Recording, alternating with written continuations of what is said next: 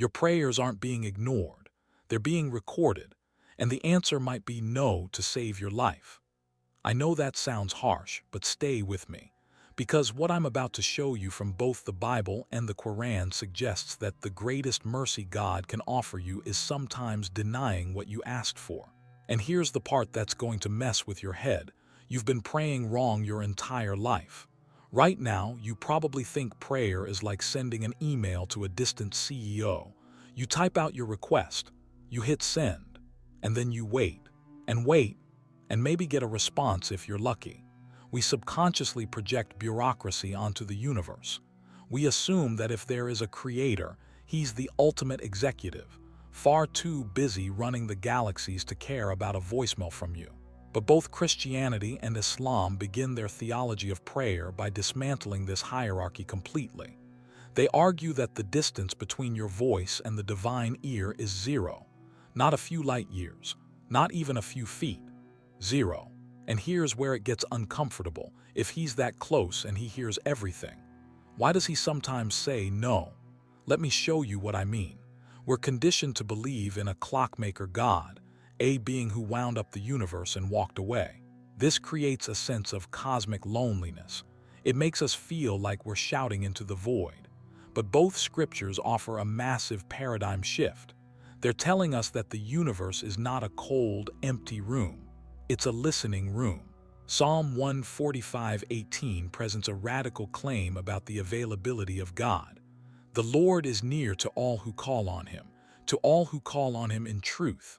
Notice the lack of prerequisites. It doesn't say the Lord is near to the priests or the Lord is near to the perfect. It says he is near to all who call. The only condition is truth, authenticity. It suggests that the moment you speak with honesty, the gap between heaven and earth collapses. Now watch this. The Quran offers perhaps the most visceral description of closeness in religious history in Surah 50:16. And we have already created man and know what his soul whispers to him, and we are closer to him than his jugular vein. This is a biological metaphor that is almost startling in its intimacy. The jugular vein is the lifeline that feeds your brain. If it's cut, you die. The Quran is arguing that the Creator is more essential to your existence and more present in your reality than the blood pumping through your own neck. When you synthesize these texts, you get something profound. Prayer is not a ritual, it's a conversation. You don't need a signal booster. You don't need an appointment. You don't need a lawyer to state your case. You are already in the room. For the modern person used to being number 47 in the queue, this is a radical shift. It means the creator of the universe is not scrolling past you. He's not distracted by notifications. He's listening, right now. But this concept of closeness creates a new problem.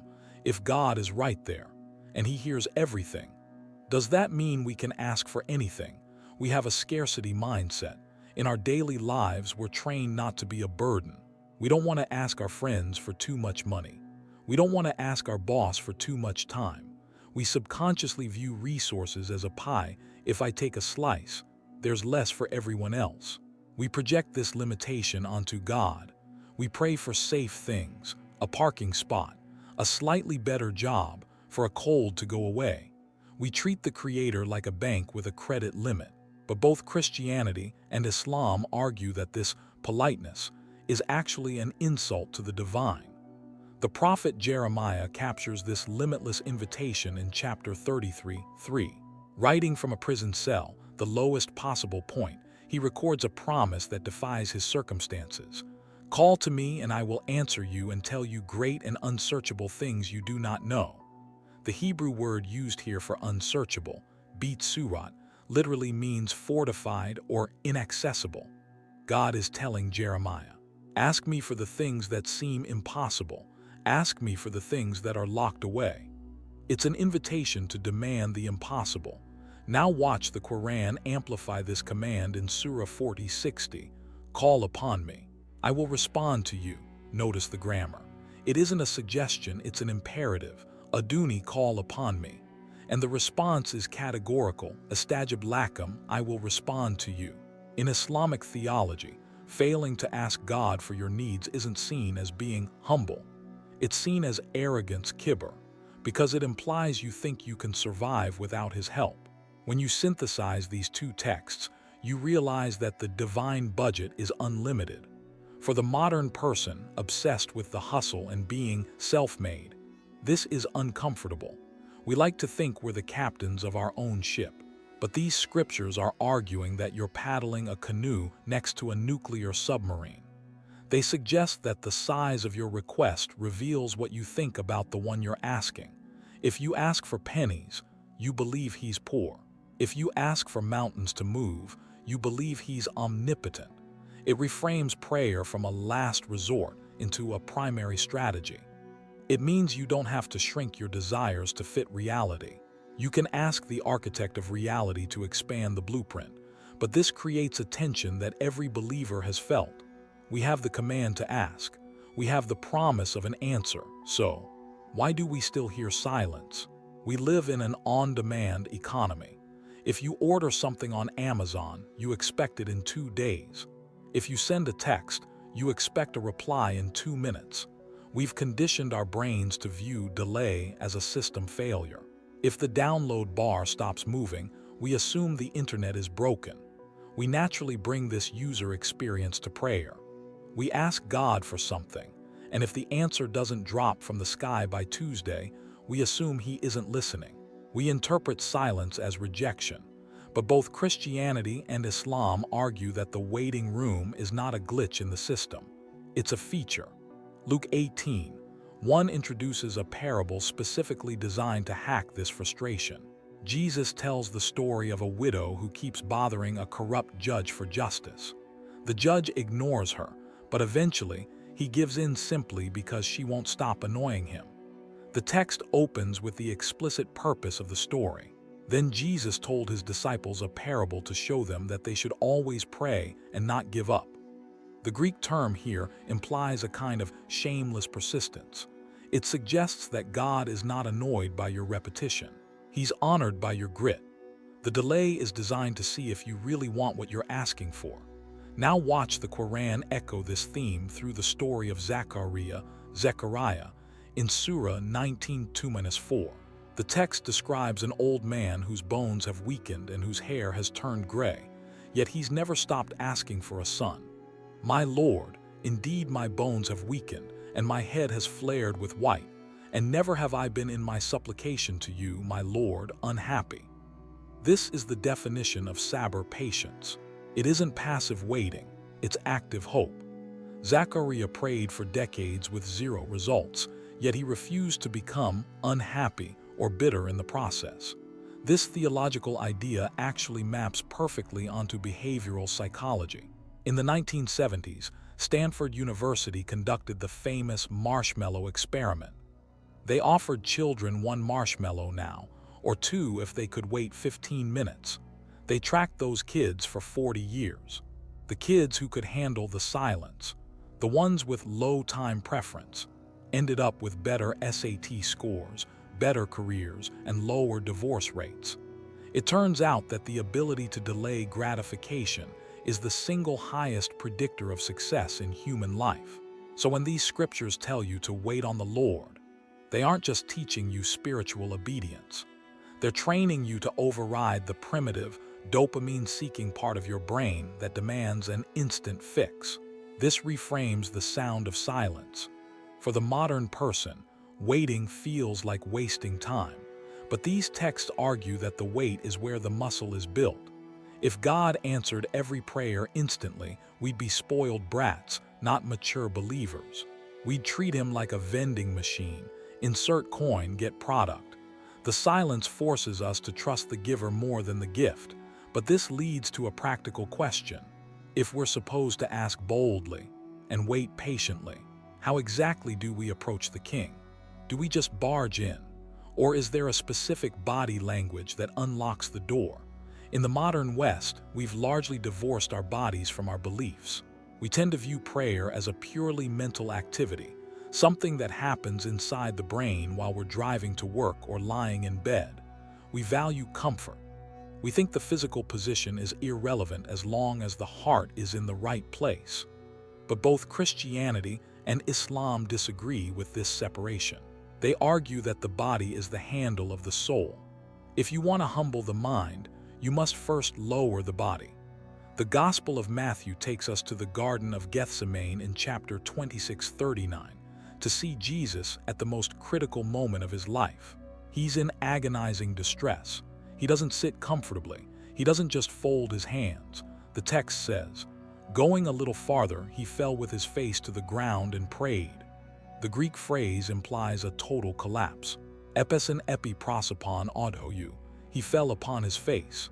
In the ancient biblical tradition, the highest form of prayer was not standing up with your hands in the air. It was face down in the dirt. It's a posture that says, "I have no standing before you." Now watch the Quran connect this exact physical posture to spiritual proximity in Surah 96:19. No, do not obey him, but prostrate and draw near to Allah. The Arabic term is Sujood. It's the climax of the Islamic prayer. The forehead, the nose, the palms, the knees, and the toes touch the floor. The Prophet Muhammad famously said, "The closest a servant is to his Lord is when he is in prostration." When you synthesize these two examples, you get a powerful lesson in somatic theology. For the modern person, this is confronting.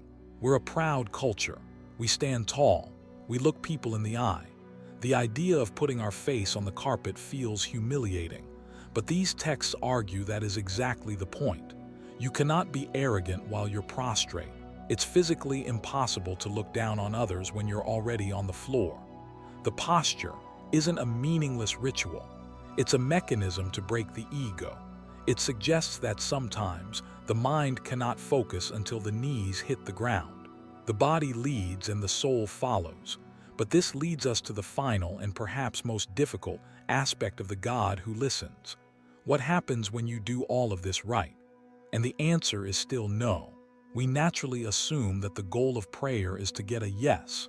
If we ask for the job and we get it, prayer worked. If we ask for the relationship and it fails, prayer failed. We judge the efficacy of the system based entirely on whether our specific demands were met. But both Christianity and Islam introduce a terrifying possibility. Because human beings have limited vision, we often pray for things that would actually destroy us. Therefore, the greatest mercy the all-knowing can offer us is a hard no. Paul provides a heartbreaking case study in 2 Corinthians 12, 7-9. He's a man who performed miracles and raised the dead, yet we see him begging God for a personal favor. He asks 3 times for a thorn in his flesh to be removed. We don't know exactly what the thorn was, maybe a sickness, maybe an enemy, but we know Paul wanted it gone. And God's answer was not yes. It was, "My grace is sufficient for you, for my power is made perfect in weakness." The no was not an absence of love, it was a strategic decision. If the thorn had been removed, Paul might have become arrogant. The refusal was the mechanism that kept him spiritually safe. Now watch the Quran deliver a reality check regarding our ability to predict the future in Surah 2:21-6. But perhaps you dislike a thing and it is good for you, and perhaps you love a thing and it is bad for you, and Allah knows while you know not. This verse establishes an epistemic gap. It argues that you're looking at your life through a keyhole, while God is looking at the entire map. You might be praying for a specific car or a specific spouse, thinking it will bring you happiness. But the Creator sees 10 years down the road. He sees the crash, or he sees the divorce, and he blocks the request to protect you from the outcome you can't see coming. When you synthesize these two perspectives, the nature of unanswered prayer changes. For the modern person, we hate being told no. We view it as a violation of our rights. But these texts argue that a no from God is actually a form of parental protection. It's the parent refusing to let the toddler play with the knife, no matter how much the toddler cries. It suggests that true faith isn't just trusting God when He gives you what you want. It's trusting Him when He withholds it. It's the ability to say, "You know the timeline, I only know the moment." So let's recap what we've uncovered. We have a God who is intimate enough to hear a whisper, a budget that encourages us to ask for the impossible, a timeline that demands patience and grit, a geometry that requires us to lower our ego to the floor, and a wisdom that loves us enough to say no. When you thread these five concepts together, you don't get a picture of a distant, bureaucratic sky god. You get a picture of a father. In our modern world, we're used to relationships that are transactional. I give you this, you give me that. But the God who listens, described in these ancient books, is relational. He isn't an algorithm that processes your requests based on keywords. He's a personality who engages with your desires, filters them through his wisdom, and responds in the way that builds you, rather than just pleasing you. For the person who feels alone, who feels like they've been shouting into the void, this is the ultimate comfort. It means the silence isn't empty, the line is open, and the one on the other end is listening closer than you think. If you enjoy exploring the source code of these ancient traditions and finding the signal in the noise, make sure you're subscribed. I'll see you in the next one.